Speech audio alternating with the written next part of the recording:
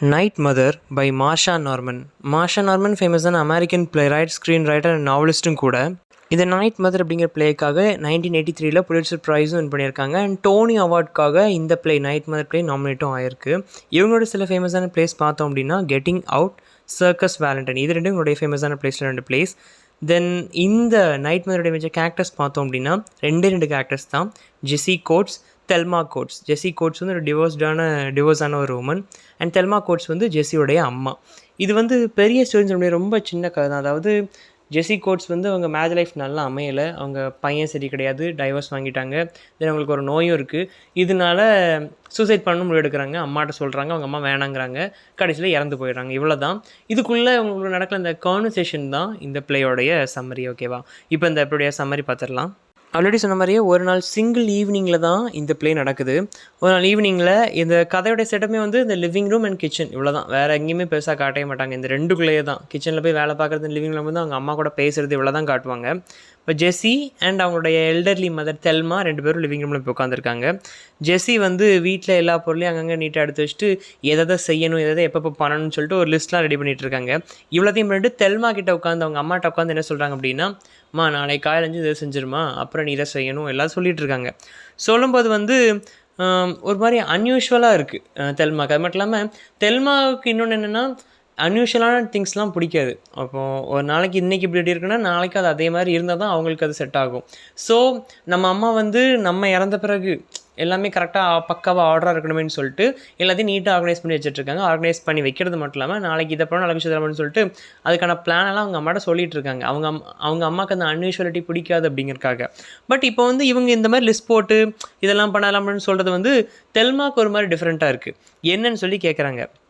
அப்படி கேட்கும்போது அதை அவாய்ட் பண்ணிட்டு ஜெஸி என்ன கேட்குறாங்க அப்படின்னா, நம்ம அப்பாவுடைய பிஸ்டல் எங்கே இருக்குது, துப்பாக்கி எங்கே இருக்குது அப்படின்னு சொல்லி கேட்குறாங்க. தெல்மாவும் இவன் என்ன பண்ணிட போகிறா அப்படின்னு சொல்லிட்டு பிஸ்டல் இங்கே இருக்குமான்னு சொல்லி இடத்த சொல்கிறாங்க. போய் பிஸ்டலை எடுத்துகிட்டு வந்துடுறாங்க ஜெஸி.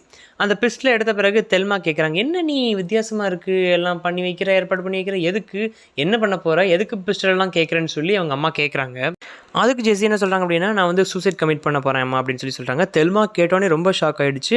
அப்போது என்ன நினைக்கிறாங்க அப்படின்னா, நம்ம கூட வளர்ந்து நம்ம பொண்ணுக்கு பிடிக்கல போல அப்படின்னு சொல்லி கேட்டுட்டு, ஏம்மா நான் உனக்கு என்ன குறை வச்சேன், எதுக்கு என்ன ஏன் தனியாக விட்டுட்டு போக பார்க்க, உங்கள் அப்பாவும் இல்லை அண்ணனும் இல்லை, எதுக்கு தனியாக விட்டுட்டு போக பார்க்க அப்படின்னு சொல்லிட்டு தெல்மா கேட்குறாங்க.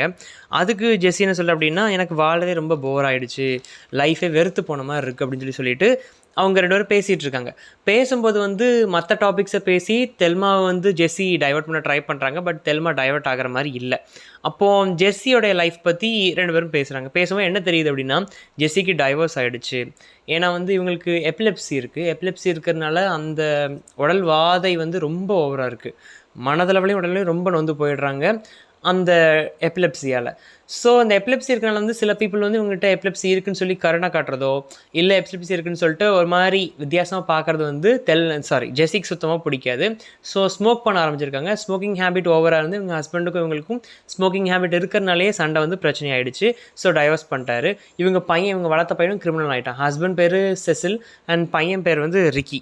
ஸோ இந்த மாதிரி எங்கே திரும்பினாலும் அடி அப்படிங்கிற மாதிரி ரொம்பவே பாடுபட்டுட்டாங்க. டைவர்ஸ் ஆனாலும் இப்போ அம்மா கூட தான் இருக்காங்க. பையனும் கிரிமினல் ஆகிட்டான். ஸோ நம்ம என் லைஃப்பில் வாழகனி என்ன இருக்குது அப்படின்னு சொல்லிட்டு அந்த முடிவில் தான் இருக்காங்க ஜெஸி. அது மட்டும் இல்லாமல் இவ்வளோத்தையும் கேட்டுட்டு இவங்க தெல்மா என்ன சொல்கிறாங்க அப்படின்னா, இல்லைம்மா இதெல்லாம் பெருசாக எடுத்துக்காத, நான் அம்மா இருக்கேன் அப்படின்னு சொல்லி பேசுகிறாங்க. பட் ஜெஸி கன்வின்ஸ் ஆகிற மாதிரி இல்லை. ஓகேவா? அது மட்டும் இல்லாமல் கிளியராக என்ன சொல்கிறாங்க அப்படின்னா, வேறு யாருக்காகும், ஏன்னா தெல்மா வந்து இவ்வளோத்தையும் சொல்லி என்ன சொல்கிறாங்க அப்படின்னா, அவங்களோட பிரச்சனைலாம் சொல்லிட்டு என்ன சொல்கிறாங்க அப்படின்னா, இவ்வளோத்துக்காக தானே நீ இறக்க போகிற அப்படின்னு சொல்லி கேட்கும்போது அவங்க சொல்கிறாங்க, வேறு யாருமே என்னுடைய சூசைடில் இன்வால்வ் ஆகலை, நீங்களும் இன்வால்வ் ஆகலை, என் ஹஸ்பண்டோ பையனோ நான் யாரையுமே இன்வால்வ் பண்ண விரும்பலை, எனக்கு வாழ பிடிக்கலை, நான் சாகிறேன் அப்படின்னு சொல்லிட்டு ஸ்ட்ராங்காக சொல்கிறாங்க ஜெஸி. தெல்மா கன்வின்ஸ் பண்ண ட்ரை பண்ணுறாங்க. பட் அவங்க கன்வின்ஸ் ஆகிற மாதிரி இல்லை. அப்புறம் 2 பேரும் நிறைய உண்மைகளை சொல்லிக்கிறாங்க. என்ன சொல்கிறாங்க அப்படின்னா, தெல்மா சொல்கிறாங்க, உனக்கு சின்ன வயசுலேயே இந்த மாதிரி நியூரலாஜிக்கல் டிஸார்டர் இருக்கிறது எங்களுக்கு தெரிஞ்சது, கொஞ்சம் கொஞ்சமாக சிம்டம்ஸ் இருந்துச்சு. பட் நாங்கள் அப்போ ஹாஸ்பிட்டலில் உன்னை கூட்டு போய் காட்டலை, பல டிகேட்ஸாக உன்னை அப்படியே விட்டுட்டோம். அதனால தான் இப்போ இந்த எபிலெப்சி ரொம்ப மோசமாயிடுச்சு, உனக்கு இந்த நிலமரை நானும் ஒரு காரணம் சொல்லி தெல்மா சொல்கிறாங்க. தென் ஜெஸ்ஸி என்ன சொல்கிறா அப்படின்னா, என் மேரேஜில் நான் ஸ்மோக்கிங் பண்ணுறது தான் எனக்கு என் ஹஸ்பண்டுக்கு பிரச்சனை வந்து அதனால தான் நாங்கள் பிரியர் எல்லாமே ஆச்சுன்னு சொல்லி சொல்லும்போது தெல்மா சொல்கிறாங்க, இல்லை அவருக்கு இன்னொரு பொண்ணோட தொடர்பு இருந்துச்சு, செசிலுக்கு இன்னொரு பொண்ணோட தொடர்பு இருந்துச்சு அப்படிங்கிற மாதிரி சொல்கிறாங்க. இப்படி பல உண்மைகளை மாறி மாறி அம்மாவும் மகளும் பேசிக்கிறாங்க. பட் என்ன பேசினாலும் தெல்மா வந்து இந்த டாப்பிக்கை டைவர்ட் பண்ணி இவள் வந்து சூசைட் பண்ணக்கூடாது அப்படிங்கிற மாதிரி நினைக்கிறாங்க. பட் அவள் வந்து அந்த டாப்பிக்கை தாண்டுற மாதிரி இல்லை. கண்டிப்பாக சூசைட் பண்ணியே தீருவேன்னு முடிவில் ஜெஸ்ஸி இருக்கா. தெல்மா கேட்க ரொம்ப ஷாக்காக இருக்குது. என்ன பண்ண, எப்படி நம்ம பொண்ணை இது பண்ணுறது அப்படின்னு சொல்லிட்டு யோசிச்சிட்டே இருக்காங்க. தென் ஆஃப்டர் ஜெஸ்ஸி வந்து அவங்க முடிவில் ஸ்ட்ராங்காக இருக்காங்க இல்லையா. ஸோ நாளைக்கு நம்ம அம்மா என்ன பண்ணணும், அதுக்கப்புறம் என்ன பண்ணணும்னு சொல்லிட்டு அந்த லிஸ்ட்டெல்லாம் ரெடி பண்ணிவிட்டு ஆஃப்டர் இவங்க இறந்த பிறகு இவங்களுடைய டெத் செரிமனிக்கு என்னெல்லாம் பண்ணணும் அப்படிங்கிறது கூட நம்ம அம்மா மிஸ் பண்ணிடக்கூடாதுன்னு சொல்லிட்டு அதுக்குமே என்னெல்லாம் என்ன ரெஸ்பான்சிபிலிட்டிஸ் பண்ணணும், இறந்த பிறகு அவங்க என்னெல்லாம் பண்ணணும்னு சொல்லிட்டு அதையுமே ரெடி பண்ணி வச்சுட்டு இது ரூமுக்குள்ளே போக போகிறாங்க. அப்போது போயிட்டு வரமான்னு சொல்கிறாங்க. அப்போ தெல்மா வந்து கண்டிப்பாக ஸ்ட்ராங்காக என்ன முடிவில் இருக்காங்க அப்படின்னா கண்டிப்பாக வந்து சூசைட் பண்ண மாட்டா அப்படிங்கிற எண்ணத்தில் அவங்க அம்மா இருக்காங்க.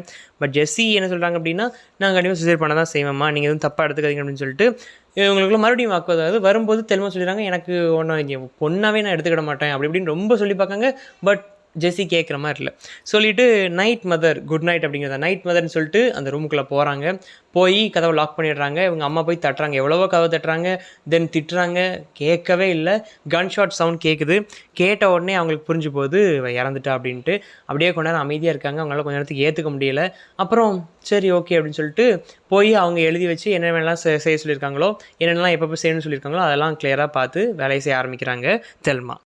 இந்த பிளேயோட தீம்ஸ்ன்னு பார்த்தோம் அப்படின்னா alienation, death and human condition, இந்த மூணையும் இந்த பிளேயோடைய தீம்ஸாக சொல்லலாம்.